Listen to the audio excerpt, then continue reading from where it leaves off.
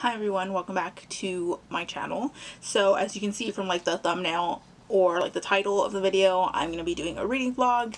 So in this reading vlog, I'm going to read books that are like primarily like monster creature romances. I've seen a couple of these like getting popular like on Book Talk and like literally everywhere. So I've been wanting to read a few. I don't know how long this vlog will last, like how many days I'm going to be doing this. It's usually until I get bored and I want to move on to something else. I've been reading a lot of like contemporary romance, which is fine, but I want something different. So for me, like what constitutes like creature monster romances is like when one of the love interests, usually like the male love interest, isn't like humanoid enough, I guess. Like I wouldn't count like vampires because they mostly look human, or werewolves not in like their human shape. Elves or fae also predominantly look human-esque, so those don't really like count in my opinion. Yeah, but it's not like I'm gonna be like super like strict or like hardcore with like the rules. It's like my reading vlog, I can do whatever I want. But yeah, that's kind of what I'm going with. I know this genre might not be everyone's cup of tea because like it's kind of gross. Like, yeah, it is. I'm assuming most of these are going to be like short novellas, or they're going to be or they're going to be like pretty smutty, I guess. I don't know if I should like rate that when I talk about them in this video. That's not really like my thing. I know people have like rating scales. I don't know what's like considered like good or bad, or like more spicy than not. I've been reading like pretty explicit things since I was like too young. It's also pretty like good day to do this. I'm from South Texas, and Texas is getting a lot of like cooler weather. It's by like no means like Arctic or anything like that, but it's much colder than what we're used to, so it's like pretty like cozy for me. It's not like snowing or anything, but it's like cozy for me. I cleaned up my room, I have like a candle burning, I have my coffee, so we're just gonna get into it. I think the first book I'm gonna read, they're probably all gonna be on Kindle Unlimited, so the first book that I'm gonna read is Lady of Rooksgrave Manor. I don't really know the author's name off the top of my head, but I've heard good things about this one. I think it's like historical fiction. We follow a woman who goes to live in some manor. I believe it's a reverse harem, and there are a couple of like characters that fall under like different types of like monsters. I think there's like a golem or like a goblin or something, and there's like some sort of Jekyll and Hyde type character. I think there's technically a vampire, but there's a couple different creatures that we're working with here. So we'll start off with that one. I don't really have a set TBR. I'll just like find something as we go. So yeah. Can you stop biting me? No? Can you stop biting me, please? Can you stop biting me, please? So yeah. Peace out. So I just finished A Lady of Rooksgrave Manor. That was so good. I'm like shocked. Like I thought I was just gonna have like a good little time. It was so good. I just finished reading it on my Kindle. I started at 1:30. It's like now 8 p.m. So it took me a while to read, but I also did take a break to eat something. This was top tier, y'all. So in this book we follow this girl named Esther, and Esther has basically been given her like 2 weeks notice. Like she's canned, like she has to go find a job soon, and she comes across this opportunity to work at this manor, and basically it's a brothel. It's basically a brothel for like monster dudes. She thinks it's just gonna be like a good like fun time, and it pretty much is for her. Esther like 100% just likes having sex. Like no, it's not like a bad thing in her eyes. I really like how the author like presented it. Sometimes when like a character like has a lot of sex, it's either like a shameful thing, like my relationships like lead to like bad things, that kind of thing, or like I know I'm a bad girl because I do it all the time and all that kind of stuff. It's none of that. It's this character, she just likes having sex.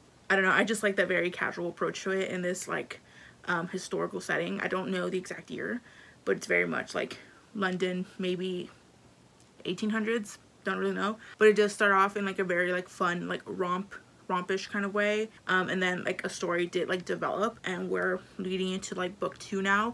I wanted to just start book 2, but it's not even out yet, which I'm very sad about. I was really gonna just start book 2, but I can't, so I have to find something else to read. I think book 2 is gonna follow this like girl who's part of this like theater group that we saw in the first one. Very good. The writing was also like surprisingly like really good, and I say that like not, that sounds like really bad, but like sometimes with like Kindle Unlimited and very like cheesy like smutty stories, it's all just very much like like lighthearted writing, and like sometimes you can tell when something is like indie or self-published. Like there's a kind of writing vibe to it. I was very drawn into the story. Again, I don't really know how to like rate like the smutty spicy stuff, but like if you're really not into like things that aren't humanoid, then this might not be for you. We have like your basic like vampire werewolf stuff as well, but like we also have like a golem, we have like a sphinx character, we have like a Jekyll Hyde situation as well. There's also like other sexual imagery with like demons and like minotaur bull things and like Japanese tentacle gods or something. I don't really, it's a lot, but if that's not your thing, look for something else. But I thought it was fun. Like it was a really good time. So yeah, first book was pretty good. Peace out. So it's the next day. It's about 1:45. I didn't update yesterday. After I finished Rooksgrave Manor, I took a shower and I was just like on my own, and I wanted to be by myself for a while and like sit with the book because I really enjoyed it, and also like wanted to like not talk to a camera after I took a shower.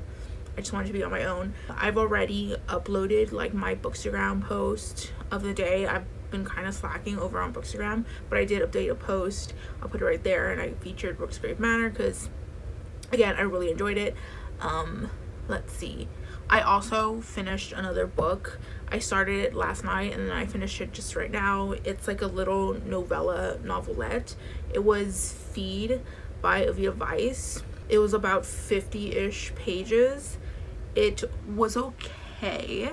It's a duet. The first book is supposed to be kind of this very like small like intro to the story, but in this book we follow Avrin or Avirin. I don't really know her name, and she's like a succubus, and she uses this kind of like hookup app called Monster to find a partner to like feed from. She's a succubus. She gets matched with a coworker that she really doesn't like. His name is Pi, I think, or is it Kai? I think it's Pi, and he's some sort of like monster, like moth fae thing with like wings and like antenna, that whole kind of aesthetic. They get matched. It's like 50 pages, so you can imagine like what the majority of those 50 pages are. It's like pretty much like all smut. It was okay. Again, there wasn't really much story to go off of, and the writing was fine, the smut was fine, whatever. I would have like continued and like read the second book because it is out. However, the second book's not on Kindle Unlimited, but the first book is, and I really don't want to like buy an ebook. I don't really want to buy an ebook that I don't like, I've never read, so that kind of sucks. But it is like a good first book if you're looking for something like this, very quick, easy to get through, palette cleanser if you need something like that. I do really want to read the second book, but I don't want to pay for it, so that sucks. As far as what I'm gonna read next, I think I'm gonna go with Morning Glory Milking Farm by Sam Nacosta. I've heard good things about this one as well. I believe this is about some girl who goes to work on a farm where they have to like milk minotaurs. But before I do that, I think I'm going to play a little bit of Genshin Impact because I want to. So yeah, hopefully this book is better than the last one. Not that the last one was bad. Feed was totally fine, but I just wanted more story, just like a little bit more, so I'm into the characters as well as whatever they do between the sheets, you know? So yeah, peace out. Hi, so it's actually been 2 days since I last updated y'all. I just really didn't feel like being on camera, so I didn't update, but I did read the entire time. Well, not like the entire like 48 hours, but I did read, and I did finish a few more things. I finished 2 books exactly, and I really enjoyed one of them, and then the other one I had some major problems with. So we'll start with the one that I really liked. I really enjoyed Morning Glory Milking Farm by Sam Nacosta. Surprisingly, this was like a really like sweet, almost contemporary feeling book. I don't know how some of these authors do it, but this was really adorable. So in this book we follow a typical like millennial woman who's like not employed, and she's overqualified for certain work, and then for the jobs that she actually wants she's not getting callbacks, so she's really struggling financially. And then she sees an advertisement for this pharmaceutical company where she could be a milk milking technician, and she doesn't know what that is. So she goes for the training and she finds out that being a milking technician means that you have to manually stimulate minotaurs, and their fluids are used to create like Viagra like substances for humans. Surprisingly, this pharmaceutical company is not like shady or whatever. It's pretty like over the counter, like it's all good, like it's completely fine. Obviously this is kind of like a fantastical urban setting, so you have like minotaurs and vampires and fae and all that kind of stuff just like walking around. So that's the setting. Naturally, because this is a romance, there's gonna be one particular minotaur that becomes our love interest. Yeah, this was actually really adorable and really cute. I think what the author did really well here was making this whole situation seem very realistic, even down to like the city that this place, like that this takes place in. It's called Camp Creek, and I think the author is going to create more stories within this city or suburb. It feels just like any other suburban city within the US. Like, it just feels so authentic. These characters, their problems, their wants, desires, whatever, it just feels so real. And again, it gives this like contemporary vibe despite the urban fantasy setting. So it was really good. Definitely want to read more from this author. I've heard that her other stuff is not like as good as this, but like I still want to give it a chance because this author did something fantastic. This cover, on the other hand, I would not, call me a bad romance reader, but I would not take this publicly, like on a bus with me. I gave that like 4 stars, I think. So the next book was a little bit more of a doozy. That was Match the Monster by Rena Marks. This one I had much more issues with, mostly stemming from around like the story and like the world building. Look at this cover. What do you expect from something like this? I know what I expect, but I don't know if the author thought about what her audience wanted, because there's just so much world and like story building and elements to the plot that didn't need to be here for the story to work. Like, let's be honest, we're here for tentacles. Duh. Before I get into it, this story is basically post-apocalyptic. So this takes place after World War III, where humans just basically went to war with each other and set off a couple bombs, and a lot of people died. I don't know the exact human population. The author made it seem very dramatic, like 1/3 of the population is left. There's like now one central government. It's called, well, just like the government of Earth, and there's a president, the president of Earth. We follow the main character, who is the first daughter, and the population is also described as like for every 1 man there's like 10 women left, something along those lines. So the first thing that bothered me is that for some reason the human population has gone back to this like puritanical evangelical Christian type of thought where women are inherently sinful and we need to put men above all others because there's so few left. That makes absolutely no sense to me. I'm sorry, like, you can give me the most ridiculous plot, whatever, but if there's no logic behind it, like, I just can't. That makes no sense to me. It's not like there's a bunch of Christians left in the world. I'm sure there's a lot of humans left with different like ways of thinking, of different cultural backgrounds, but for some reason the whole story has this kind of like women are second to men thing going on. That makes no sense to me. I'm sorry, it just doesn't. And obviously, like, the author will address this as the book goes on.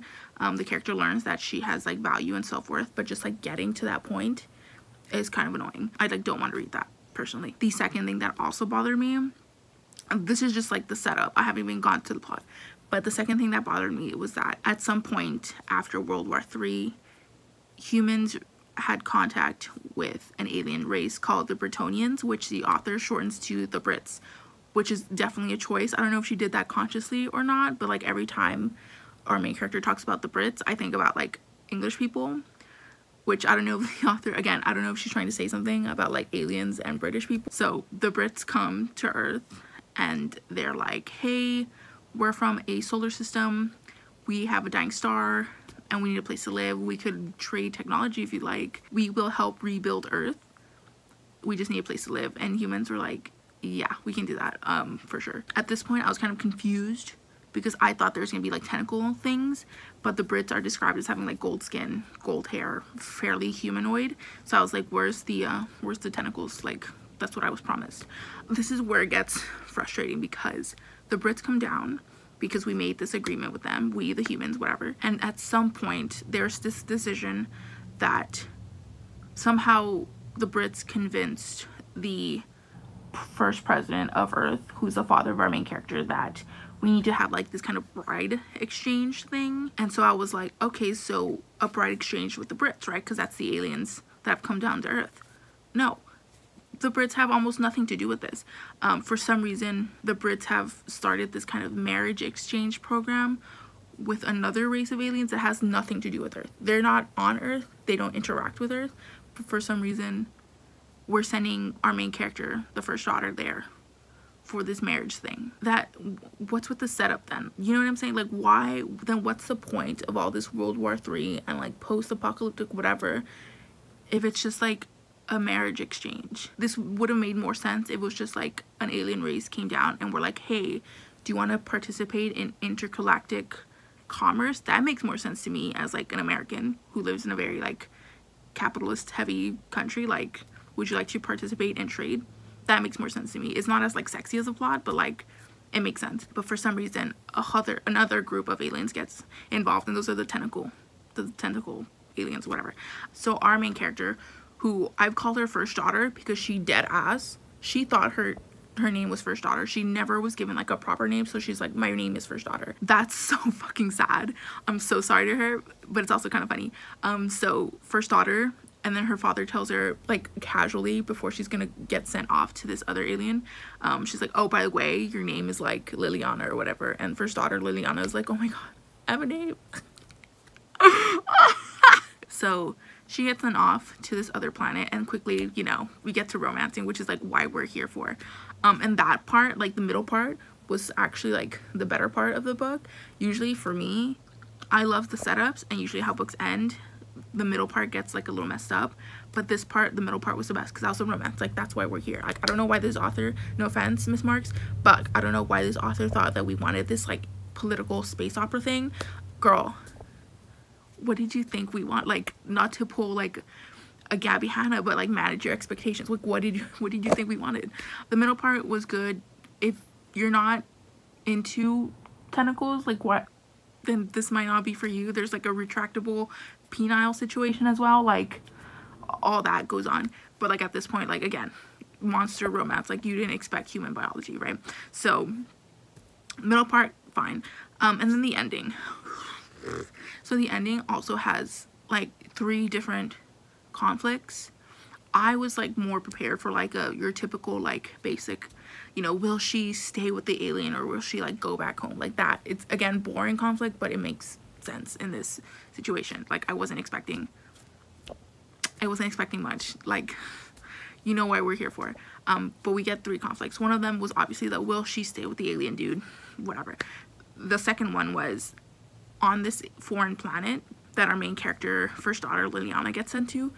There is a rival group of aliens that her love interest doesn't get along with, so there's like 2 different tribes that kind of fight. So that's a whole another plot point. And then there's a third conflict. These are technically spoilers, so sorry if I'm spoiling the book. There's a different conflict. The third conflict was basically like her father started scheming and trying to do this whole money hungry thing. I don't know, commerce. It was just a lot of meat that didn't need to be there, given what I guess maybe like it's my fault for assuming things of this subgenre, but like, what did you expect from picking up this book? Like, you know what I'm saying? Like, it's just too much for it's a love story. You know what I'm saying? Like, it's a love story. I don't need there to be all this other political commerce crap, intergalactic bullshit going on. I really don't. Just a lot of stuff did not like make sense to me. The whole plot setting up the Bretonians had almost nothing to do with this. Like, you could have just explained that away pretty quickly. The whole women are inherently sinful. Our main character like constantly repeats like the pride, like the sins, like the 7 deadly sins to herself to remind herself that she's sinful. Like, if I survived World War III and I had to live that way, take me. Just give me the gun. I don't, like, why? Like, I survived World War III just to live and to become like super hardcore Christian? What the fuck? Like, no, I'd rather have, no. I think I'm gonna read one more thing and then call it. I have been enjoying my time. I probably could continue to read some more, but I want to read other things more than more monster stuff. So one more monster book and then we're done. Okay? Peace.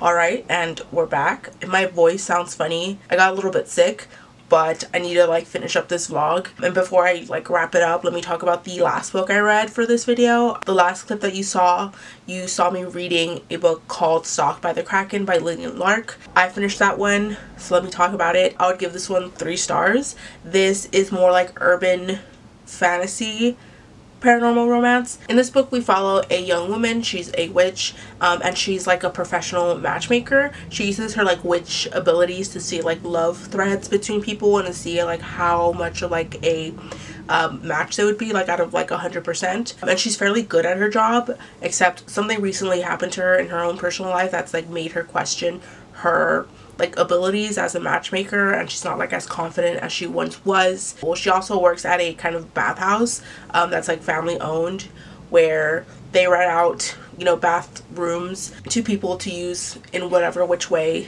they like. Again, she's a matchmaker, so this like comes in handy for her. We also have our male love interest. His name is, I think, Gideon, and he is a Kraken, like a really like centuries old Kraken character. He first sees our main witch character at a coffee shop, and while he thinks she's like really pretty or whatever, his Kraken, like his inner Kraken beast or whatever you want to call it, is like super attracted to her and like wants to be with her.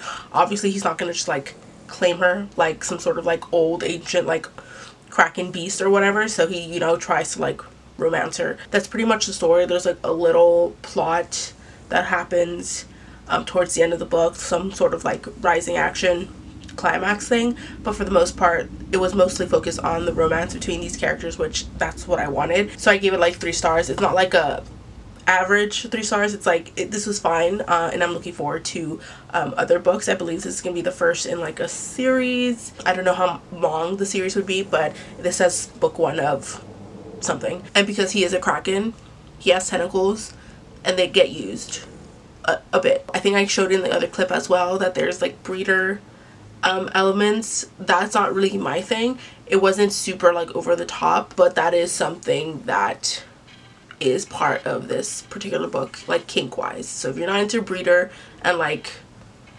that kind of stuff, this might not be your thing, which is fine. Also mentions infertility, but not in like the main female character's like, I'm broken because I can't have a child. Nothing like that. If I remember correctly, I think she just mentions, or both the characters mention, since they are different like species, like he's a Kraken and she's a witch, they might not be able to have a child if they were to like hook up together. But it's by no means like a I'm the problem because I can't have a child, which sometimes you see in some like breeding stories, I would assume. I think that's most of like the major kinks and things to be aware of with this book. Definitely like middle of the road, but like upper middle. Like I still had a good time. This is exactly what I would imagine, just like a little silly, quick, fun monster romance book. This is kind of what I would picture like stereotypically, if that makes sense, but definitely not the worst. But since we are gonna wrap up this video right now, I might as well rank all of them. So starting in the 5th place, the worst book of this vlog. This is like the only book that I really didn't like, and that was Match to the Monster by Rena Marks. This one I had issues with as far as like the storytelling and the plot. You all heard me rant about it. It was so convoluted. If it doesn't make sense to me, like I can't get into it. So I would give this one 2 to 2.5 stars overall. In 4th place, Feed by Aveda. This was a novella that's supposed to lead into book 2, but I wasn't tempted enough or intrigued enough by this one particular book to go into book 2 and like spend money on it when there's a lot more other books to read on Kindle Unlimited that I don't have to like pay even more money for, so this was fine. If you are seriously just there or just wanting to pick up like PWP, like porn without plot, this would be the book. It's like 50 pages, very quick, easy to get through. And in third place would be the book that I just talked about, Stalked by the Kraken. Again, this is middle of the road, but like upper middle, like there's nothing wrong with this, it just didn't like blow me away. But yeah, if you're looking for like an urban setting, urban fantasy, witches and etc., this has that, and it looks like it's going to be a series, so something to look forward to. And in second place, well, second and first is kind of a toss-up between what you're looking for and what's like more your taste. I could see either one of these being someone's favorite. If you're looking for more contemporary setting, definitely Morning Glory Milking Farm by CM Nacosta was so cute and so adorable, as ridiculous as the plot sounds. Like having to like physically like manually stimulate a minotaur's penis in order to get like his gunk, like it's ridiculous, but the story makes sense. Like it's so cute. I really enjoyed this author's creativity and writing. I definitely want to read more from them. And I guess in first place would be the book that I really loved, and that was A Lady of Rooksgrave Manor by Kathryn Moon. This one blew me away. I did not expect to love these characters and love our main characters so much. I was just, again, I expect all of these books to be like a quick little romp, and some of these have so much like character, like soul, I don't know how else to put it. I do enjoy reverse harem like in general, so maybe that helped this book get like that first spot. Yeah, this is really good. Like this was the definition of like that TikTok audio that's like, how does it feel to live my dream? Like this book was that. Like I love this. That would be my ranking for these books. I had a really good time doing this. I love these themed reading vlogs. Monster romance, which might not be everyone's cup of tea, I totally get that, still has like the ability to like make me swoon, despite the fact that like in reality, if you had met some Kraken monster thing that was like into you, might be like, whoa, like not for me. But like the way these authors can like weave their story, like you fall in love with it, you know. I really love that. I think it's really ironic that during the filming of this vlog, romance world over on Twitter, it was like burning down because people were like, maybe we shouldn't have men just be like 6 foot tall, super jacked dudes in romance all the time. Meanwhile, I was reading like tentacles and like hooves and tails and wings and all this kinds of stuff. I just thought it was funny. So yeah, that's pretty much it. Maybe I'll do a like round 2 of monster romances in the future. If you have like a themed reading vlog idea that you think would be fun to do, or you've seen other people do that maybe you think I would enjoy, let me know down below in the comments. I'd like to hear anything you have to say in the comments down below. I will link all my socials down below, as well as some far more important links. Feel free to like, dislike, comment, or subscribe, or do neither. It's all cool with me. Thank you so much for watching, and I'll see you in the next one. Peace out.